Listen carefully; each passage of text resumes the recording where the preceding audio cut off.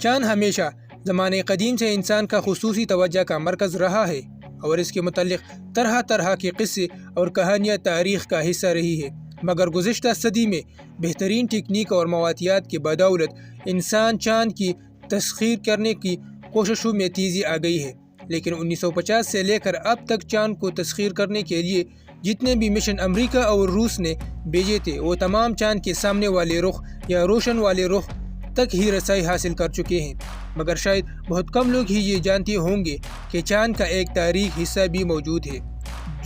جسے آج تک پوری دنیا سے چھپایا جا رہا ہے۔ لیکن کیوں؟ یہی وہ سوال ہے جس کو آج ہم اپنی ویڈیو میں بیان کریں گے، اور یہ بھی جانیں گے کہ چین سے جب چاند پر ایک مشن بھیجا گیا تو کیا ہوا۔ تو دوستو، ویڈیو شروع کرنے سے پہلے آپ سے گزارش ہے کہ اگر آپ ہمارے چینل پر نئے ہیں تو ہمارے چینل کو سبسکرائب کریں اور ساتھ میں بیل آئیکن بھی ضرور دبائیں تاکہ ہر نئی ویڈیو سے آپ باخبر رہیں۔ ہم جب بھی رات کو چاند دیکھنے کے لیے آسمان کی طرف دیکھتے ہیں تو ہمیں ہر بار چاند کا روشن حصہ ہی نظر آتا ہے اور ایسا لگتا ہے کہ یہ صرف اسی طرح کا روشن ہوتا ہے، مگر چاند کا وہ رخ جسے ہم ابھی بھی زمین سے نہیں دیکھ پاتے، جسے چاند کا تاریک پہلو کہا جاتا ہے، کیوں یہ رخ کبھی بھی زمین کی طرف نہیں ہوتا اور صرف خلا سے ہی نظر آتا ہے؟ لیکن یہاں سوال یہ بنتا ہے کہ آخر ہم اسے زمین سے کیوں نہیں دیکھ سکتے؟ ہم چاند کی تاریک پہلو کو اس لیے نہیں دیکھ سکتے کیونکہ زمین اپنے محور پر مسلسل گردش کرتی ہے۔ اس طرح چاند بھی گردش کرتا ہے، جبکہ چاند کو اپنے محور کے گرد گھومنے کے لیے جو وقت درکار ہوتا ہے وہ زمین کے گرد چکر لگانے کے لیے درکار وقت سے بالکل ایک جیسی ہے۔ اس لیے ہم چاند کا صرف ایک رخ دیکھ سکتے ہیں۔ اس طرح دوسرا رخ جو کبھی ہمیں نظر نہیں آتا اسے تاریک پہلو کہا جاتا ہے۔ چاند کے اس حصے پر بہت سے مشن روانہ ہو چکے ہیں جو کبھی اس سطح پر اترنے میں کامیاب نہیں ہوئی، کیونکہ اس حصے میں جاتے ہی خلا بازوں سے رابطہ ختم ہو جاتا ہے۔ کچھ سائنسدانوں کا خیال ہے کہ یہاں ضرور کوئی ایسی مخلوق بستی ہے جو ہماری نظروں سے اوجھل ہے، لیکن اس کے ثبوت وقفے وقفے سے سامنے آتی رہتی ہے، جیسا کہ جب نیل آرمسٹرانگ نے پہلی بار چاند پر قدم رکھا تھا، اس وقت ان کے ساتھ 2 اور خلا باز بھی تھے جن میں ایک کا نام بس ڈیوڈ تھا، اور جب یہ خلا باز زمین پر واپس لوٹ آئی تو اس نے ایسا انکشاف کیا کہ سب کے رونگٹے کھڑے ہو گئے۔ اس کا کہنا تھا کہ جب میں چاند کی تاریک حصے کے جانب بڑھ رہا تھا تو ایک عجیب و غریب روشنی میرا پیچھا کر رہی تھی، اور مجھے ایسا محسوس ہوتا تھا کہ جیسے یہ روشنی مجھے وہاں سے لینڈ ہونے سے روکنا چاہتی ہے۔ میں وہاں سے واپس دوسرے حصے کے جانب لوٹ گیا۔ اس کے علاوہ حال ہی میں ناسا کی جانب سے چاند کے تاریک حصے کے چند ایسی تصاویر سامنے آئی ہیں جن کو دیکھ کر یہ واضح ہو جاتا ہے کہ یہاں ضرور کچھ نہ کچھ گڑبڑ ہے، اور ناسا بھی اس بارے میں جانتا ہے، لیکن وہ اس معلومات سے دنیا کو بے خبر رکھنا چاہتا ہے۔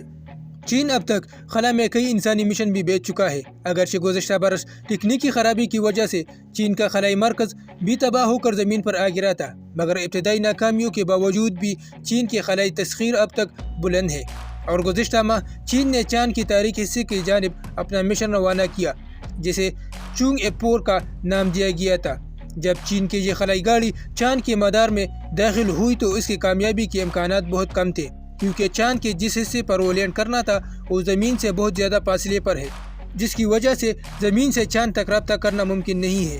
لیکن اس کے لیے چینی سائنسدانوں کا ایک متبادل راستہ اختیار کیا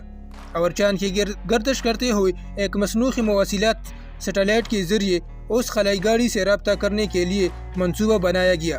اگرچہ ابتدا میں اس طریقہ کار میں کامیابی کی کوئی ضمانت نہیں تھی، لیکن چینی سائنسدانوں نے یہ خطرہ مول لینے کا فیصلہ کیا۔ چین کی اس خلائی گاڑی نے 3 جنوری 2019 کو مقامی وقت کے مطابق 10:26 پر چاند کی جس تاریک سطح پر لینڈ کیا اسے وام کارمان کریٹر کہا جاتا ہے۔ اس خلائی گاڑی نے 1 گھنٹہ بعد زمین پر آپریٹر کو چاند کی سطح کی چند واضح تصاویر بھی بھیجے تھے، جبکہ اس کی لانچنگ کے لیے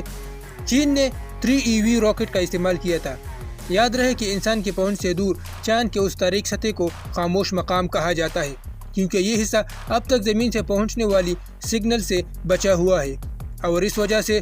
یہاں ریڈیو لیئر کا شور نہ ہونے کے برابر ہے۔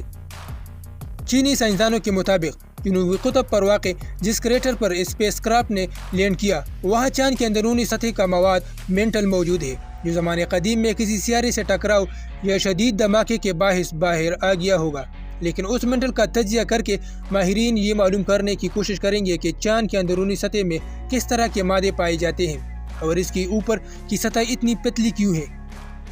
اس کے علاوہ اسپیس کرافٹ میں ایک خاص آلہ ایڈوانس انالائزر بھی لگایا گیا ہے جو سورج سے چاند کی جانب آنے والی مخصوص شعاعوں یا سینویڈز کا تجزیہ کرے گا کہ ان سے چاند کی سطح پر کون سی تبدیلیاں پیدا ہوتی ہے۔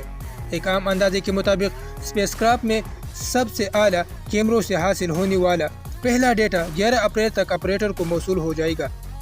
لیکن اس مشن کے طے شدہ وقت سے پہلے حیرت انگیز معلومات حاصل ہونا شروع ہو گئی ہیں۔ 15 جنوری کو چین کا یہ خلائی مشن ایک دفعہ پھر دنیا بھر کی خبروں کا مرکز بن گیا تھا